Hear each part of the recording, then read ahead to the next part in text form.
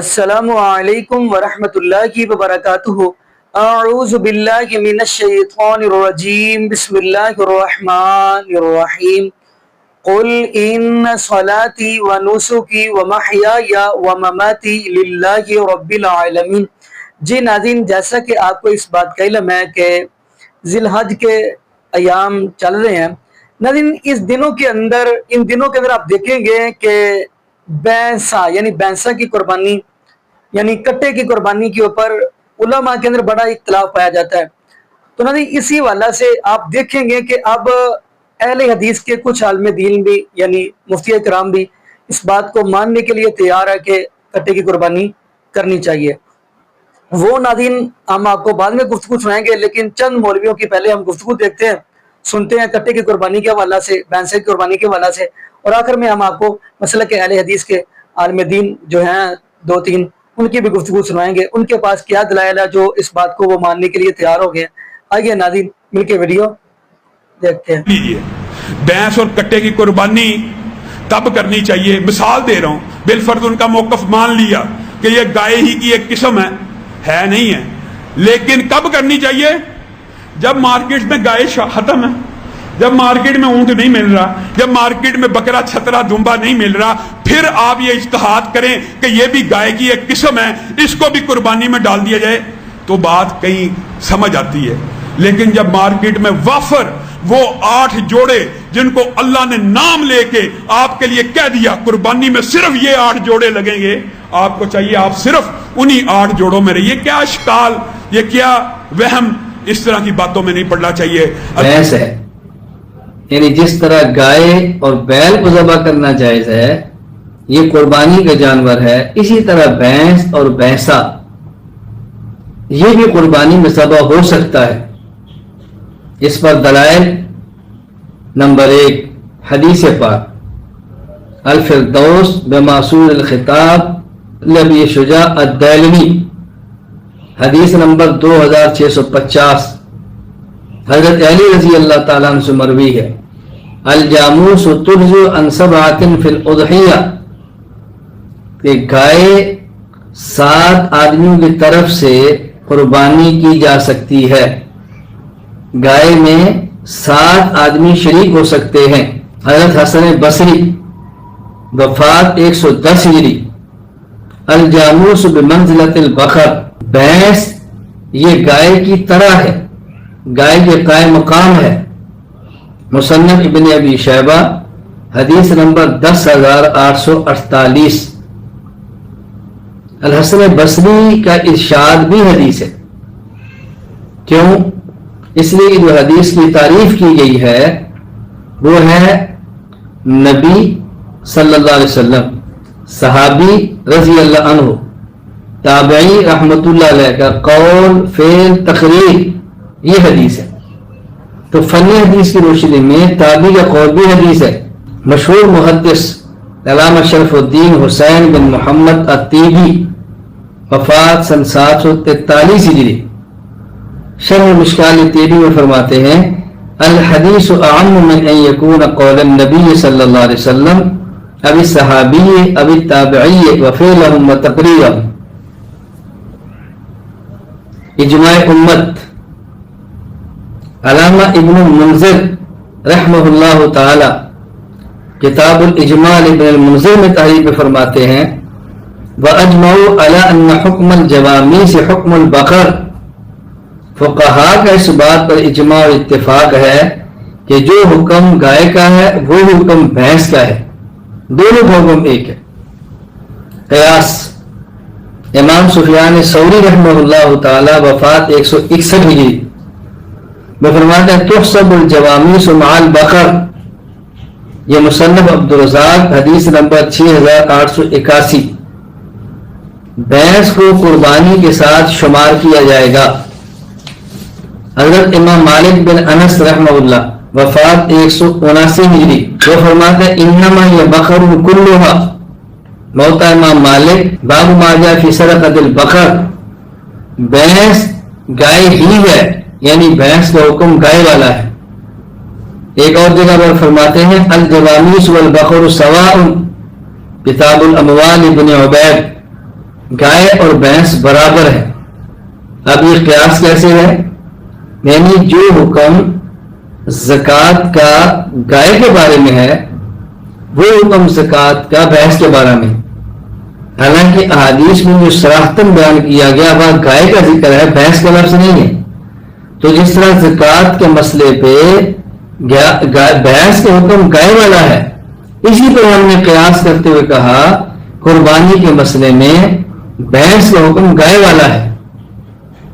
اور اگر آپ عربی لغت اٹھا کے دیکھیں تو المنجد میں ہے الجاموس ضرب من کبار البقر، بھینس یہ گویا بڑی گائے کی ایک قسم ہے. تو بھینس کو کہ بھینس کی قربانی کر سکتے ہیں یا نہیں. دیکھیے میرے بھائیوں، اللہ تعالیٰ نے قرآن کریم میں سورہ حج میں فرمایا کہ بہیمۃ الانعام پر اللہ کا نام لو. اب بہیمۃ الانعام کون جانور ہیں؟ سورہ انعام کے اندر اللہ تعالیٰ نے وضاحت کی کہ جو بہیمۃ الانعام ہیں، سورہ انعام کی 143 اور 144 143 اور 144 نمبر کی آیت میں اللہ نے فرمایا ثمانیۃ ازواج، 8 جانور ہیں، من الضأن اثنین ومن المعز اثنین، بھیڑ کا جوڑا بکرے کا جوڑا، ومن الابل اثنین ومن البقر اثنین، اونٹ کا جوڑا اور گائے کا جوڑا. یہی 8 جانور ہیں جو بہیمۃ الانعام ہیں اور جن کی قربانی ہم کر سکتے ہیں. حلال تو بہت سارے جانور ہیں لیکن قربانی سارے حلال جانوروں کی نہیں ہوگی. بھینس حلال ہے، اس کا گوشت کھانا حلال ہے، اس کا دودھ پینا حلال ہے، وہ حلال جانوروں میں سے ہے. مگر قربانی کر سکتے ہیں یا نہیں اس بارے میں اہل علم کا اختلاف ہے. بہت سارے علماء نے، کیونکہ عربی لغت کی کتابوں میں یہ کہا گیا ہے کہ الجاموس نوع من البقر، بھینس بھی گائے کی ایک قسم ہے. تو چونکہ لغت کی روح سے بھینس گائے کی قسم میں شامل ہے، اس لیے بہت سارے علماء نے بھینس کی قربانی کو صحیح قرار دیا ہے، جائز قرار دیا ہے. دوسری طرف بہت سارے اہل علم ایسے ہیں جو یہ کہتے ہیں کہ دیکھیے اللہ تعالیٰ نے قربانی ایک عبادت ہے، اور عبادت میں ہم اپنا قیاس نہیں لگا سکتے، اپنی منطق نہیں لگا سکتے. عبادت میں وہی کام کرنا ہوتا ہے جو اللہ اور اس کے رسول سے ثابت ہوتا ہے. تو بھینس اگر گائے کی قسم میں سے ہوتی تو بہت سارا فرق گائے اور بھینس میں نہ ہوتا. ہم جانتے ہیں کہ گائے اور بھینس میں بہت فرق ہے، دونوں کے مزاج میں فرق ہے، دونوں کے گوشت میں فرق ہے، دونوں کے دودھ میں فرق ہے. اور پھر گائے اور بھینس کا کبھی جوڑا بھی نہیں ہو سکتا ہے. یہ بھی ایک بہت واضح اور جو ہے ظاہری فرق ہے جس سے یہ ثابت ہوتا ہے کہ گائے اور بھینس ایک جنس میں سے نہیں ہے. جہاں تک اہل لغت کی بات ہے تو شریعت میں عبادتیں اہل لغت کے حساب سے نہیں چلتی ہیں.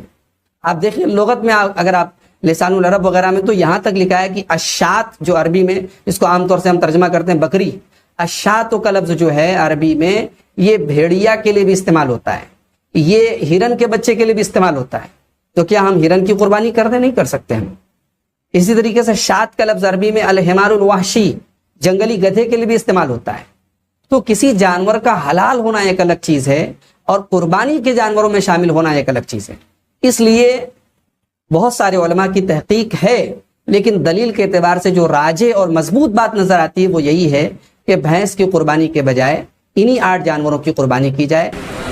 مولوی حضرات، کچھ مولوی حضرات سوشل میڈیا پر توجہ یہ کہہ رہے ہیں کہ بھائی حضور صلی اللہ علیہ وسلم کے دور میں بھینس نہیں تھی، اس لیے بھینس کی قربانی کرنا جائز نہیں، کیونکہ صحابہ نے ناغرب میں اس دن بھینس کی، تو حنفیہ کے نزدیک بھینس کی قربانی جائز ہے.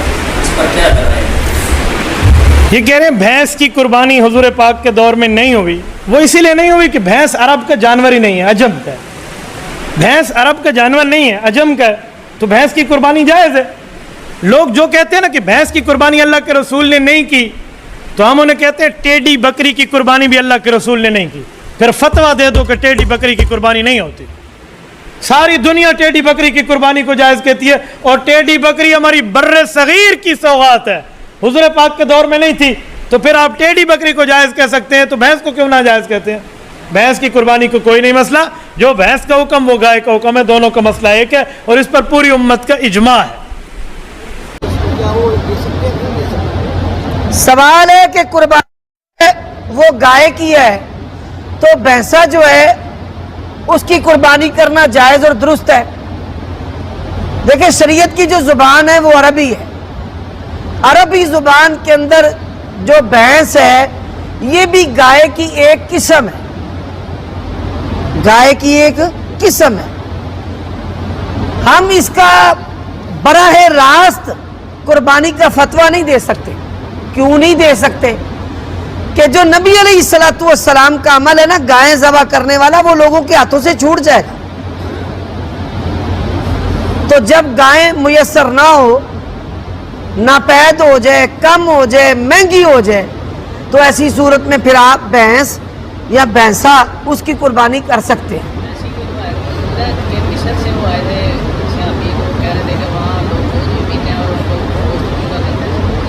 دیکھیے بات یہ ہے کہ یہ ایک قسم ہے گائے کی. گائے جو نبی علیہ السلام نے ذبح کی ہے وہ نہیں ہے. ہم اس کو گائے کی قسم تو مانیں گے، لیکن ہم میں سے کوئی بندہ یہ فتویٰ دینے کی جرت نہیں کرتا کہ وہ نبی علیہ السلام کے عمل سے کافی ہو جائے گا. اگر ہم اس کا فتویٰ لوگوں کو سیدھا سیدھا ہی دینا شروع کر دیں تو رسول اللہ کا جو عمل ہے گائے ذبح کرنے والا وہ جاتا رہے گا. وہ کوشچن آگے جی جو ہم ڈیلی جس کو ایڈریس کرتے ہیں آج بھی کریں گے، کیونکہ مفتی صاحب ہمارے ساتھ موجود ہیں، مفتی عبدالرحمن عابد صاحب، اور میں نے ان کا وہ کلپ بھی دیکھ رکھا ہے، مجھے یاد ہے، تو میں نے سوچا کہ آج اس کو بھی ڈسکس کر لیں بھینس کی قربانی کے حوالے سے. سر تو وہ اکثر وہ ہم ڈیلی جب ٹرانسمیشن کرتے ہیں تو کہتے ہیں کہ جی آج بھینس کھل گیا، آج بھینسا کھل گیا، تو وہ پنجابی میں کہتے ہیں وہ کٹا کھل گیا.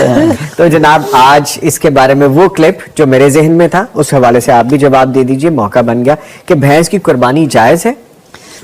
بھینس اور کٹے کی قربانی میں سلفی اہل حدیث علماء کا اختلاف ہے، باقی کسی کا اختلاف نہیں ہے. حناف اس کو جائز قرار دیتے ہیں ہمیشہ سے ہی، اور حنابلہ کے نزدیک بھی جائز ہے، امام مالک کے پیروکاروں کے نزدیک بھی جائز ہے. صرف امام شافعی رحمۃ اللہ علیہ کے نزدیک بھی جائز ہے. چاروں ائمہ اس بھینس یا کٹے کی قربانی کے جواز پر متفق ہیں. یہ صرف اختلاف ہے اہل حدیث علماء کا آپس میں، اور یہ کوئی اختلاف اتنا زیادہ سنگین نہیں ہے، اس لیے کہ اللہ نے قرآن مجید میں سورہ حج کی 34 نمبر آیت میں کہا ہم نے ہر امت کے لیے قربانی مقرر کی لِيَذْكُرُوا اسْمَ اللَّهِ عَلَىٰ مَا رَزَقَهُم مِّن بَهِیمَةِ الْأَنْعَامِ، تاکہ وہ بہیمۃ الانعام جو ہم نے ان کو دیے ان پر اللہ کا نام ذکر کریں. یہ چرنے والے پالتو چوپائے جانور یہ بہیمۃ الانعام ان کو کہا جاتا ہے. جہاں تک کٹے یا بھینس کا تعلق ہے یہ عرب علاقے کا جانور نہیں تھا جی، اور آج بھی عرب علاقے میں یہ جانور نہیں ہے. مدینہ یونیورسٹی میں میرے ساتھ ایک بھائی پڑھتے تھے، خالد ان کا نام تھا. اچھا، بڑی عمر کے تھے جی، شادی شدہ تھے، 2 بچے بھی تھے. اچھا، میرے کلاس فیلو تھے. ایک دن میرے ساتھ بیٹھے نا، گفتگو ہو گئی، مجھے کہنے لگے کہ میں نے بھینس آج تک نہیں دیکھی زندگی میں. کہاں سے آئے تھے وہ؟ کویت سے. انہوں نے بھینس نہیں دیکھی؟ بھینس نہیں دیکھی، 2 بچوں کے باپ تھے، یونیورسٹی میں پڑھ رہے تھے. اچھا، میں بڑا تعجب ہوا مجھے، میں نے تو زندگی میں پہلی مرتبہ یہ چیز سنی. میں نے یہ سمجھا شاید بھائی میرے ساتھ مذاق کر رہا ہے. میں نے کہا آپ مذاق کر رہے ہو؟ کہتا اللہ کی قسم میں نے زندگی میں بھینس نہیں دیکھی. ان کے علاقے میں پائی نہیں جاتی یعنی؟ میں نے پوچھا آپ نے کیوں نہیں دیکھی بھینس؟ جی، کہتے ہیں کہ میں کبھی چڑیا گھر نہیں گیا، بھینس ہمارے میں چڑیا گھر کا جانور ہے. اچھا، یہ زیادہ بات ہے ویسے. اچھا، جہاں یہ چڑیا گھر کا جانور ہے وہاں قربانی کرنے کے لیے تو نہیں مل سکتا. چڑیا گھر میں تو پھر نیل گائے بھی ہے، اڑیال بھی ہے، پاڑا بھی ہے، ہرن بھی، یہ سب بھی چرتے ہیں. تو اس کا مطلب یہ ہے کہ یہ بھی اس لسٹ میں سے نکل چکے ہیں. چڑیا گھر میں عموماً وہ جانور رکھے جاتے ہیں جو ہمارے معاشرے میں عام نہیں پائے جاتے. اچھا، نایاب ہو. اچھا، ہر علاقے میں جو نایاب جانور ہے نا وہ چڑیا گھر میں ہوتے ہیں اس علاقے کے. بہیمۃ الانعام کی قربانی اللہ نے ہر امت کے لیے مقرر کی، اور بہیمۃ الانعام میں بھینس اور کٹا یہ بھی شامل ہے. اور اس کو خارج کرنے والی بہیمۃ الانعام سے نہ کوئی قرآن کی آیت ہے اور نہ کوئی پیارے پیغمبر محمد الرسول اللہ صلی اللہ علیہ وسلم کی سنت ہے. ایک بات. دوسری بات یہ ہے کہ سب احادیث میں جن میں قربانی کے جانوروں کے نام آئے ہیں نا ان میں گائے کا نام بھی آیا ہے، البقر. گائے کو البقر کہتے ہیں. جتنی دنیا بھر کی مستند ترین لغت کی کتابیں ہیں، عربی ڈکشنریاں جو ساری دنیا میں معتبر مانی جاتی ہیں، لسان العرب ہے امام ابن منظور الافریقی کی، اسی طرح تاج العروض ہے امام زبیدی کی، موجم مقاییس اللغہ ہے ابن فارس کی. جتنی بڑی بڑی ساری دنیا میں یہ کتابیں معتبر سمجھی، اور انہوں نے ہر معنی دلیل کے ساتھ بیان کیا ہے. ایسے نہیں جس طرح ہمارے ہاں عربی اردو کی منجد ہے نا, ایک طرف عربی کا لفظ لکھا ہوا ہے, دوسری طرف اس کا اردو میں معنی لکھ دیا. وہ ایسا نہیں ہے, انہوں نے ایک لفظ لکھا ہے, اس کا معنی بتایا ہے, اس کے معنی کے لیے بہت سے دلائل دیے ہیں. ٹھیک ہے, دلائل سے انہوں نے وہ سب کے سب اہل لغت اس بات پر متفق ہیں, الجاموس نوع من البقر, یہ جو جاموس ہے نا یہ بکر کی ہی ایک نوع ہے, بکر جنس ہے. جاموس بھینس کے بارے میں, ہاں جی, جاموس بھینس کو کہتے ہیں عربی میں, کٹا جس کو ہم کہتے ہیں, جس کو ہم کٹا کہتے ہیں. جی, چونکہ یہ رسول اللہ صلی اللہ علیہ وسلم کی زندگی میں عرب علاقے کا وہ بات شروع ہوئی تھی کہ عرب علاقے کا جانور نہیں تھا, اللہ کے نبی کی زندگی میں نہیں تھا, نہ اس کا نام قرآن میں آیا, نہ اس کا نام حدیث میں آیا. تو یہ نام پھر لیا کہاں سے, کیسے آیا جاموس نام؟ جی, یہ جب عربوں کو تعارف ہوا نا اس جانور کا, تو انہوں نے فارسی کے لفظ سے یہ جاموس کا لفظ لیا ہے. ٹھیک ہے, جس طرح آپ سب جانتے ہیں ہم کہ عرب علاقے میں آم کا پھل نہیں ہے. جی, نبی صلی اللہ علیہ وسلم کے زمانے میں بھی نہیں تھا, قرآن و حدیث میں اس کا نام نہیں ہے کہیں آم کا. اب جب ان کو تعارف ہوا تو نام تو انہوں نے رکھنا تھا. جی, انہوں نے اس کا نام عربی میں رکھا مانجو. اچھا, مانجو کہاں سے لیا بلا انہوں نے؟ مینگو سے. اچھا, مانجوس, اوکے اوکے, ٹھیک ٹھیک, انگلش سے بنا لی, ٹھیک ہے. گاف نہیں ہے نا عربی زبان میں, تو انہوں نے اس کی جگہ پر. اچھا, اسی طرح فارسی میں اس کو کہتے ہیں گاؤ میش. جاموس عربی میں اور گاؤ میش فارسی. گاؤ میش, انہوں نے گاؤ میش سے جاموس لفظ بنا لیا. اچھا, اور گاؤ اس کے اوپر جو گاؤ کا لفظ ہے, اس کا کیا مطلب ہے کہ یہ گاؤ کی قسم ہے, گائے کی قسم, گائے کی قسم ہے یہ. ٹھیک ہے. پھر ہم چونکہ اجمی ہیں, ٹھیک ہے, بکر کا لفظ عربی ہے, اور عربی کے لفظ کا جو معنی میں نے یا آپ نے یا پروفیسر صاحب نے کرنا ہے وہ معتبر ہوگا, یا جو عرب ڈکشنریوں نے دلائل کے ساتھ لکھا ہے وہ معتبر ہوگا. ڈیفینیٹلی عرب ڈکشنری سے آئے گا, عرب ڈکشنری, اور سب عرب ڈکشنری والے اس بات پر متفق ہیں کہ یہ نوع من البقر, گائے کی یہ قسم ہے. ہمارے ہاں گایوں کی بے شمار قسمیں. جی, یہ ابھی ہم آ رہے تھے نا, تو ہم نے ایک ٹرک دیکھا جس میں وہ یوک آ رہے تھے. اچھا, ہاں جی, وہ بھی تو ہے, یوک آ رہے تھے, وہ بھی تو گائے کی قسم ہے, وہ بھی گائے کی قسم ہے. جی, حالانکہ اس کی عادت مختلف ہے, وہ گرمی میں رہ بھی نہیں سکتا. جی, وہ سرد علاقوں کا جانور ہے, اس کی شکل بھی مختلف ہے, قد بھی مختلف ہے, کوئی بھی کسی کو اختلاف نہیں ہے اس کی قربانی میں, اور وہ ہو رہی ہے قربانی کرتے ہیں. ٹھیک ہے. تو جب بھیڑ ہمارے پاس ہے, بکری ہے, حدیث میں شاد کا لفظ آیا ہے, بھیڑ بکری پر بولا جاتا ہے. بھیڑ کی ایک قسم نہیں, بھیڑ کی ہمارے ہاں 70 قسمیں پاکستان میں پائی جاتی ہیں. بہت سی تو ہم دیکھتے ہیں 70 قسمیں پائی جاتی ہیں. ان کی شکلیں مختلف ہیں, ان کی عادات مختلف ہیں, ان کا جو ہے نا وہ دودھ کے ذائقے مختلف ہیں, سب کچھ مختلف. جی ناظرین, آپ نے یہ ویڈیو ملاحظہ فرمائی. ناظرین دیکھیں, یہ چند سال قبل سے اختلافات چل رہے ہیں. اب دیکھیں بریلوی مکتبہ فکر کے اندر, اور یعنی امام ابو حنیفہ رحمۃ اللہ کے مقلد جو ہیں, اور ایک طرف مسلک اہل حدیث, ان کے اندر یہ اختلاف پائے جاتے ہیں. وہ کہتے ہیں جی دلیل چاہیے, ہمیں دلیل بتلائے کہ کہاں پہ اللہ کے محبوب علیہ السلام نے آرڈر کیا ہو کٹے کی قربانی کا کہ آپ کر سکتے ہیں, یا محبوب علیہ السلام نے خود کیا ہو یا صحابہ نے کیا ہو. تو ایسے دونوں کے اندر یعنی مسئلے مسائل چلتے ہیں, یعنی گفتگو ہوتی ہے. لیکن ناظرین یہاں پہ میں یہ بات کرتا چلوں, یہ تو مسئلہ الگ ہے, جو مین مسئلہ ہے اس کے اوپر ہم کبھی آئے ہی نہیں. مسئلہ مین کیا ہے؟ عقیدہ توحید. اب دیکھیں گے عام معاشرے کے اندر ایسے لوگ بھی دیکھیں گے جنہوں نے قربانی تو کرتے ہیں اور یہ کہہ رہے ہوتے ہیں جی یہ شیخ عبد القادر جیلانی رحمۃ اللہ کے نام پہ ہے, یہ فلاں بزرگ کے نام پہ ہے, یہ فلاں بزرگ کے نام پہ ہے. آپ دیکھیں گے, بلکہ میں نے اپنی گناہ گار آنکھوں سے ایسے منظر دیکھے ہیں, لوگ کہہ رہے ہوتے ہیں یہ فلاں کے نام پہ, یہ فلاں کے نام پہ, یعنی بزرگوں کے نام کے اوپر وہ قربانی کر رہے ہوتے ہیں. ناظرین جبکہ آپ دیکھیں گے اللہ رب العالمین کا قرآن اس بات کی گواہی دے رہا ہے. تو ناظرین اسی وجہ سے رب العالمین کا قرآن اس بات کی گواہی دے رہا ہے. قرآن کہہ رہا ہے انما حرم علیکم المیتۃ والدم ولحم الخنزیر وما اہل بہ لغیر اللہ.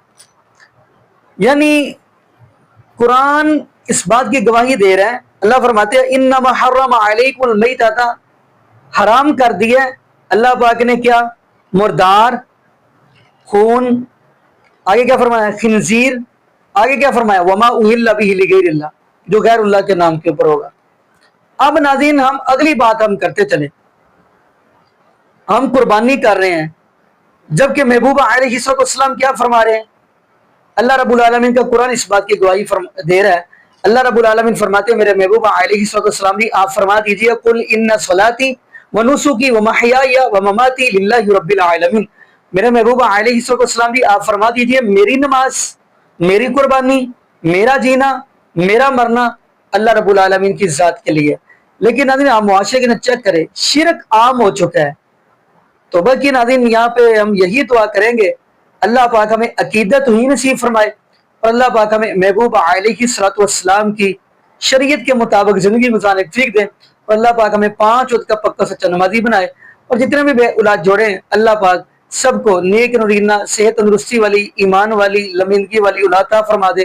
جزاکم اللہ خیرہ. احسن جزا. السلام علیکم ورحمۃ اللہ وبرکاتہ.